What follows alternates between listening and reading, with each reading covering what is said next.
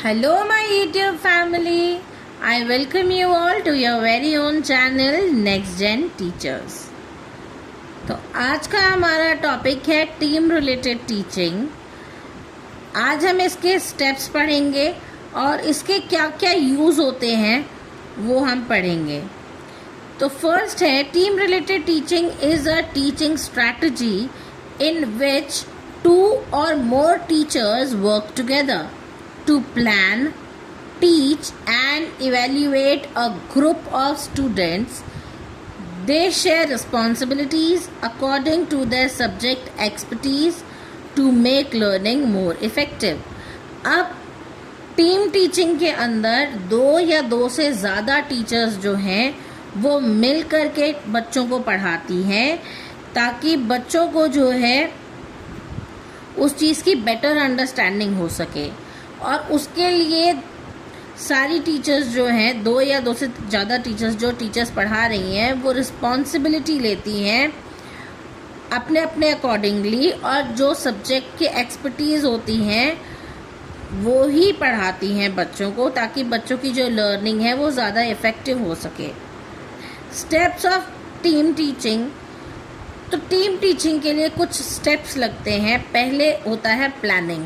हर एक काम को करने के पहले प्लानिंग ज़रूर लगती है, और टीचिंग के अंदर तो बिना प्लानिंग के आप कुछ भी पढ़ाना स्टार्ट नहीं कर सकते, whether it's a single handed teacher और टीम टीचिंग। सो यहाँ भी सबसे पहले होती है planning. Teachers jointly decide objectives, content and methods.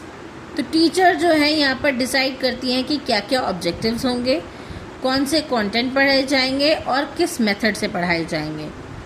उसके बाद में होता है organisation. Duties are divided among teachers based on expertise. उसके बाद में टीचर्स को जो है उनकी ड्यूटीज़ अलॉट की जाती हैं अकॉर्डिंग टू देयर एक्सपर्टीज़। जिसके अंदर वो एक्सपर्ट है उसको देख करके उसके अकॉर्डिंगली टीचर्स को ड्यूटीज़ डिवाइड की जाती हैं। ना एग्जीक्यूशन।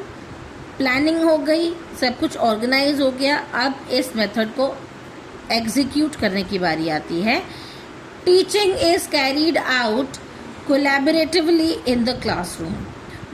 2 या 2 से ज़्यादा टीचर्स जब पढ़ाती हैं तो आपस में एक दूसरे के साथ में कोलैबोरेशन करके पढ़ाती हैं। और उसके बाद होती है evaluation. Teachers assess students performance and review the teaching process. तो टीचर क्या करती है, पढ़ाने के बाद में बच्चों को असेस करती हैं, उनका असेसमेंट करती हैं कि बच्चों ने क्या सीखा, उनकी परफॉर्मेंस कैसी है, और टीचिंग प्रोसेस जो थी उसको भी रिव्यू करती हैं। अब इसकी usefulness as a teaching strategy क्या है। पहला है it provides better understanding through multiple teaching styles.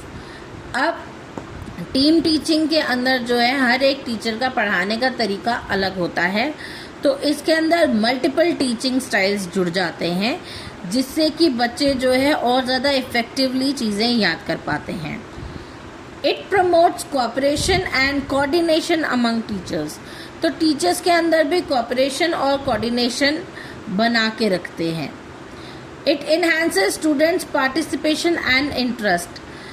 ये जो है बच्चों की पार्टिसिपेशन और इंटरेस्ट को बनाए रखने के लिए भी ज़रूरी होता है। It helps in effective use of resources and expertise. तो जितने भी रिसोर्सेज हैं उनको प्रॉपरली यूज़ करने में, और जो भी एक्सपर्टीज़ हैं टीचर्स की उनको यूज़ करने में, कहने का मतलब यहाँ जो सारे रिसोर्सेज हैं उनको अच्छे तरीके से यूटिलाइज किया जाता है टीम टीचिंग के अंदर। इसका कंक्लूजन है team teaching is an effective strategy that improves the quality of teaching by combining the strengths of multiple teachers and creating a richer learning experience. तो टीम टीचिंग की वजह से टीचिंग की quality और ज़्यादा बढ़ जाती है, क्योंकि सारे टीचर्स की जो स्ट्रेंथ्स हैं, उनकी जो एक्सपर्टीज़ हैं, उनको कंबाइन करके बच्चों को दिया जाता है, पढ़ाया जाता है, और वो क्या करता है, बच्चों के लिए लर्निंग एक्सपीरियंस जो है उसको और ज़्यादा रिचर कर देता है, और ज़्यादा महत्वपूर्ण बना देता है, और ज़्यादा प्रभावशाली बना देता है। तो ये था आज का टॉपिक। आई होप आपको समझ आया होगा।